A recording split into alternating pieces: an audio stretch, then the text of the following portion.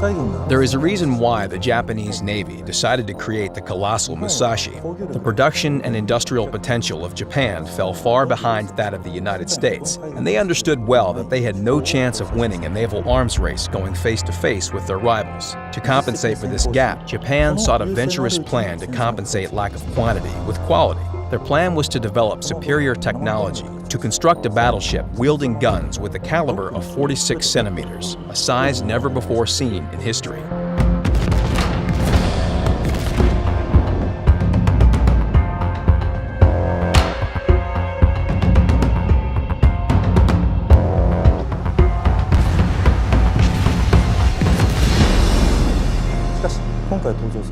Battleship Musashi was designed to be the world's most powerful battleship, both in name and reality.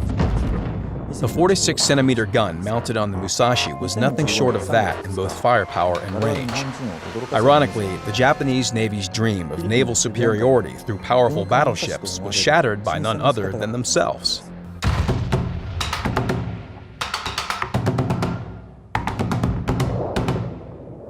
In 1944, Musashi underwent modification to install more anti-aircraft armaments. Secondary guns on both sides of the ship were dismounted to make space for equipping as much anti-aircraft guns as possible. You may recognize this design as the one seen on battleship Yamato in World of Warships.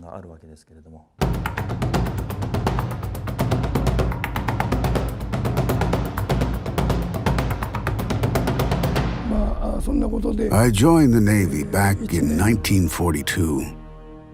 Back then, everyone was expected to enroll in the military around the age of 20 and take part in the war. When I joined the Navy, I've heard rumors that the Japanese Navy had a colossal battleship in their disposition. Those even in the United States had not owned. Those colossuses was indeed rumors about the Yamato and Musashi.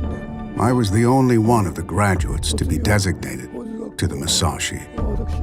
And my assigned destination was to be a top secret.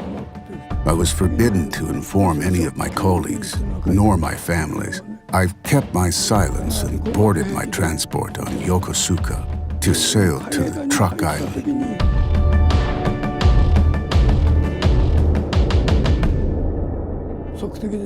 I was posted on the 5th Division in charge of anti-aircraft guns. My duty was to assist the commander in directing the anti-aircraft armaments placed on the starboard side of the bridge. I learned to operate the range during my training, so I was appointed to this important role, even in my young age.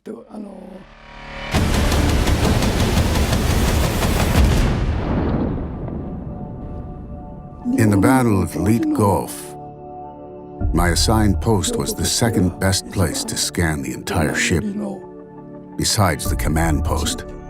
But since I was in the dead center of the bridge, it felt as if all the enemy's attacks were heading towards me. It was utterly terrifying.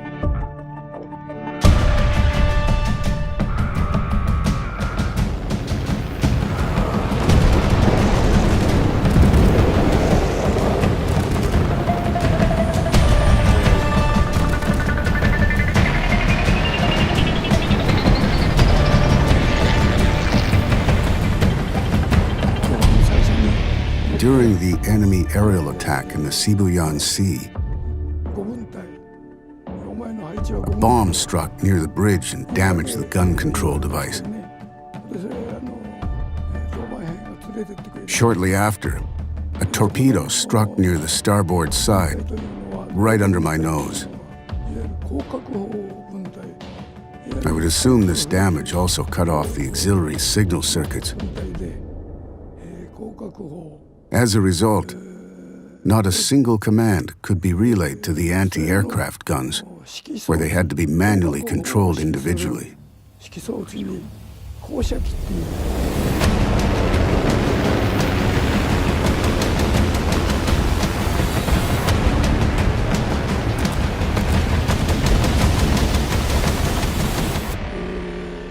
Until the afternoon, the Musashi was hit with 5 aerial raids in total. The first waves of incoming enemies were few, but I could feel the enemy focusing their fire on the Musashi as her damage began to stand out. After falling behind the fleet, the attack intensified, and we felt as if several hundred planes were heading towards us.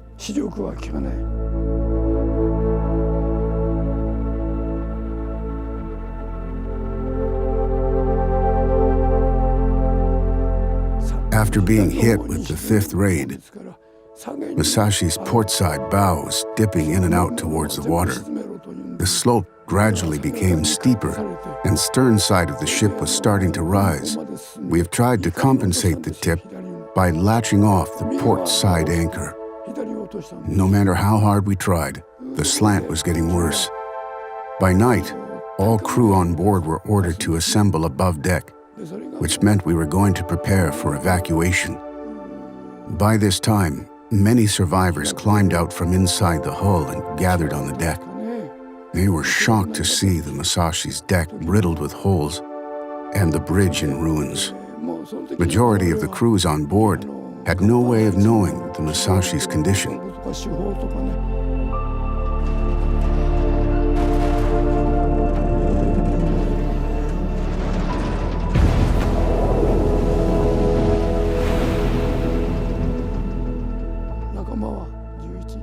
My senior officer, carrying a frightened young soldier, was the first to take the jump. Everyone else followed his lead. I was lucky enough to land on the water, but many of my comrades were not so fortunate.